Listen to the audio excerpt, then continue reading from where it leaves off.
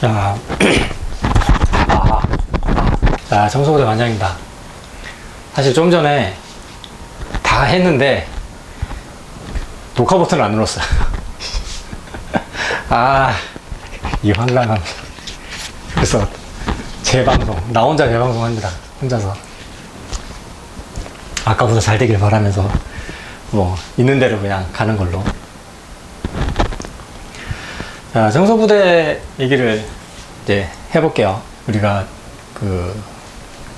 이거 한다고 이제 X 한다고 모여서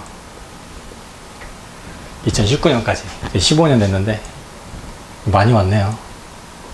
15년 동안 꾸준히 같이 놀아주신 여러분들이나 또 형님 동생들 덕분에 정말 잘 놀았습니다. 겨울마다. 사실 내가 여러 가지 스포츠를 몇 가지 해본 것들 중에 좀 많이 그래도 이 정도면 내가 좀 매니아 정도까지는 비슷하게라도 했다라고 하는 게 볼링, 그 다음에 오토바이.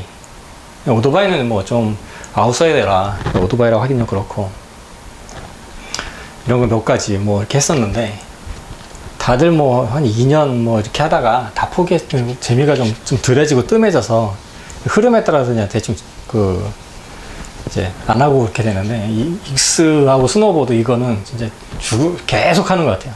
질리지 않고 여태까지 할 수 있었던 거는 혼자 하면 아마 재미없었을 거예요. 익스고 뭐고 하는데 같이 타다 보니까 굴러다니고 막 그때마다 생긴 에피소드나 이런 이야기들이 재미가 있어서 여태까지 온 것 같아요. 제가 있는 동안은 이 보드는 아마 꾸준히 탈 것 같으니까 남는 시간 있으면 겨울에는 스키장으로 오셨으면 좋겠습니다.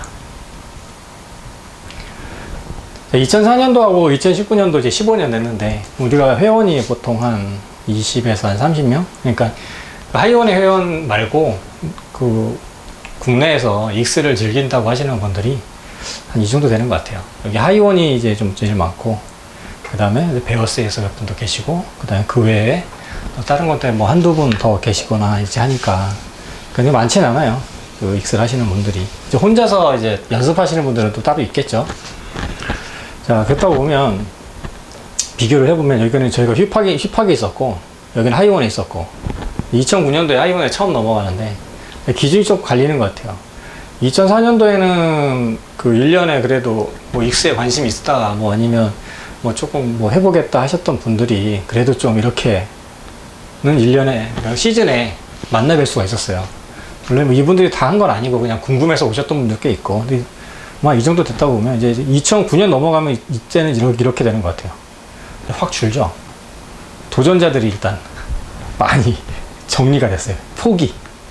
도전 자체를 이제 포기하게 되는데 왜 그럴까라고 이제 생각을 해보면 그냥 제 생각인데 요때 오셨던 분들은 보드를 좀 타셨던 분들이 조금 있었어요. 그래도 보드 경력이 뭐 4년, 3년, 5년 뭐 이렇게 좀 됐던 친구들이나 어떤 분들이 오셨던 경우가 좀 있었고 이쪽은 이제 익스가 이제 어떤지 그때는 좀 어느 정도 정립이 됐으니까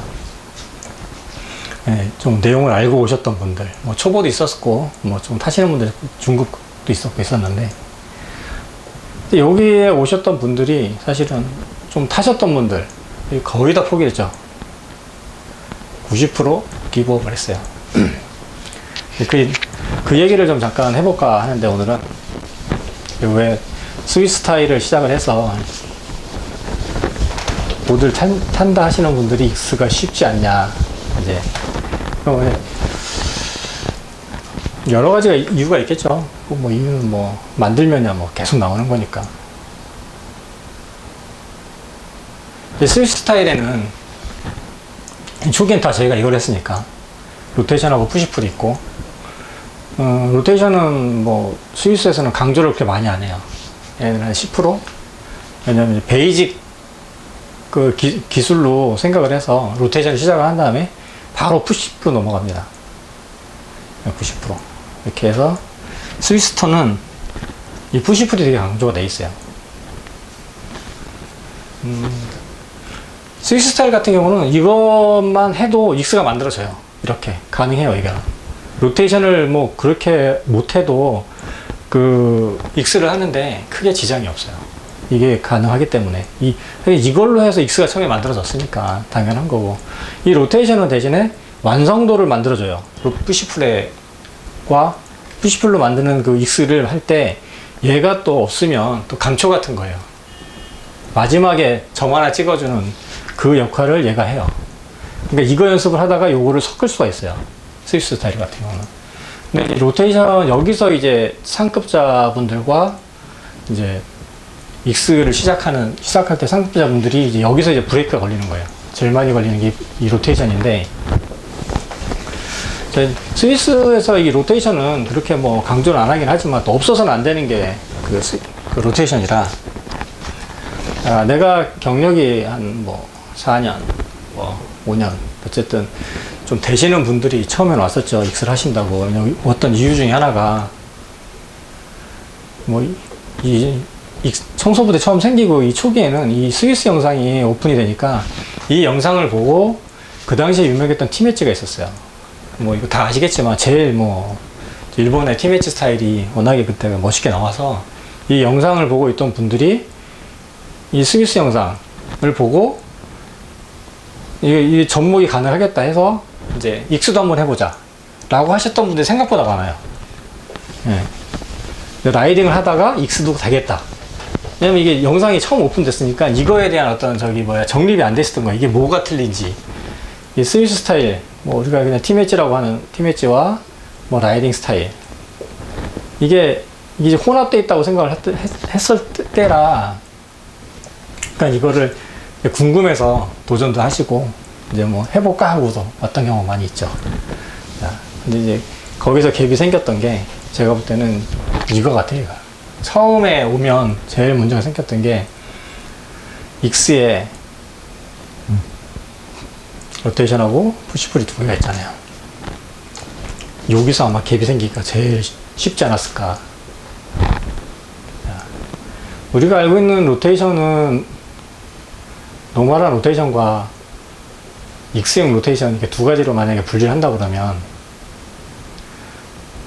자, 이렇게 되면 그 보드를 좀 타셨던 분들은 이 노멀한 로테이션에 대해서는 다들 알고 있어요. 사실 보드를 처음에 시작을 하면 제일 먼저 배우는 게 이거니까 이거를 모르는 사람은 없죠. 로테이션 자체를.